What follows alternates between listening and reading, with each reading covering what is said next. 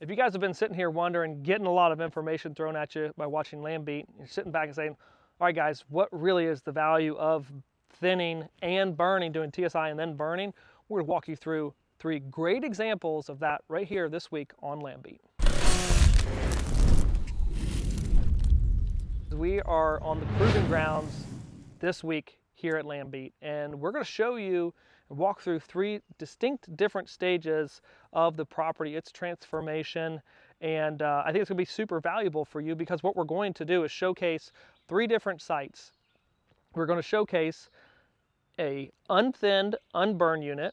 We're going to showcase a unthinned and burned unit, and then we're going to showcase a thinned and burn unit. And mind you, we are in the 3rd week of April, and so we are just at the beginning stages of green up here in southwestern Missouri. So that's important to note as you're seeing these distinctions, specifically in the distinction of the unthinned and burned and the thinned and burned, which is what I'm standing in now, the thinned and burned section.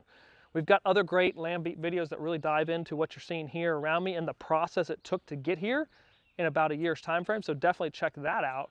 But I want you to really look at the overstory as well as the mid-story that's really been hit pretty hard in this timber stand improvement unit itself. We've got a lot of blue sky, a lot of sunlight coming in here as it's been thinned, but we also have got the removal of leaf litter and the top killing of multiple of the vegetative plant communities in here, the brambles, the forbs, as well as the young hardwood saplings and stuff that have been coming up in the understory. So this is what a thinned and burned unit looks like. Lots of green up in that understory.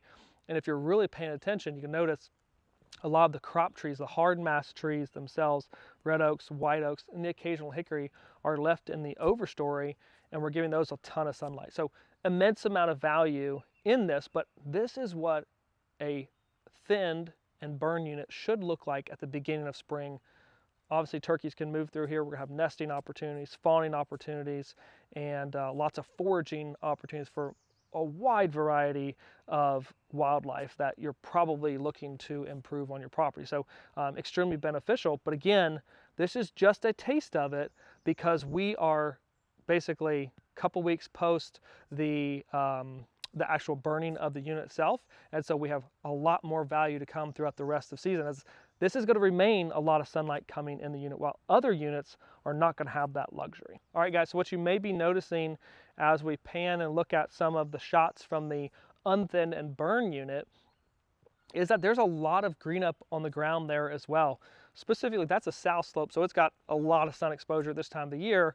But what's important to note is that still has a full canopy that is yet to close out and leaf out completely, right? Shut off the sunlight. So right now, as you're comparing the thinned and burned and the unthinned and burned units, you're saying, well, what's the difference? The difference is really yet to come, but this is where a lot of people get tripped up. They come and they look at that fresh new green up and they forget to come back midsummer and late summer.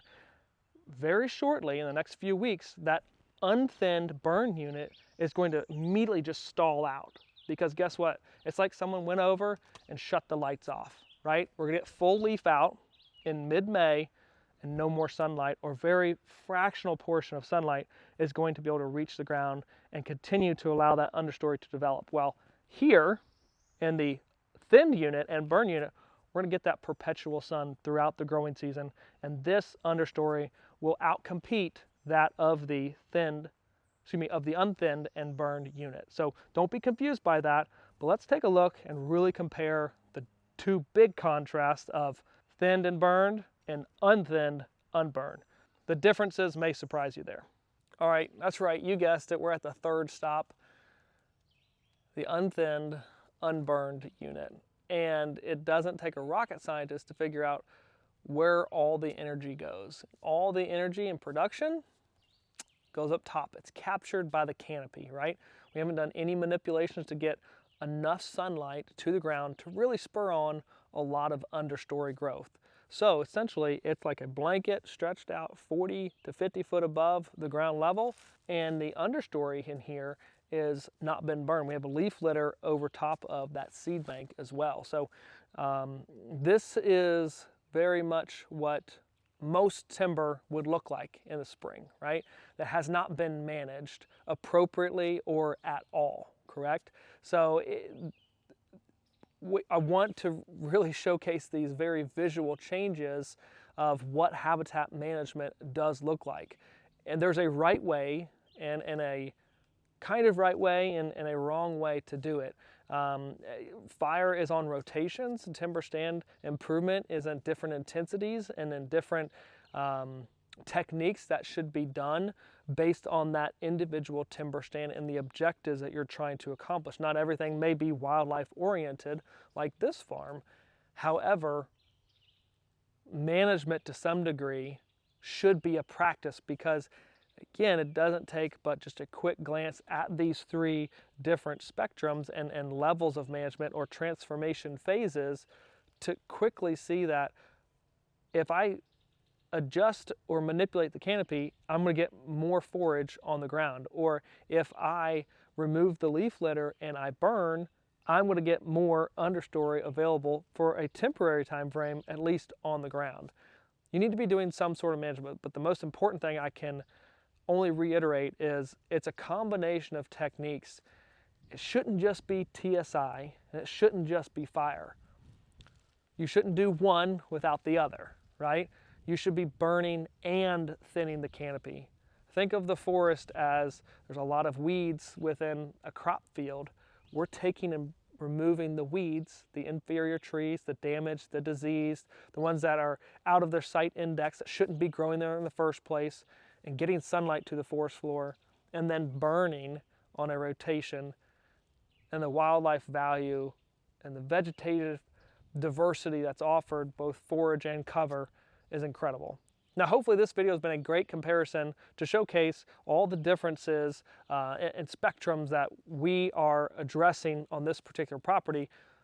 Hopefully you get more into the management side of things and are encouraged by the results that we're seeing here on this property.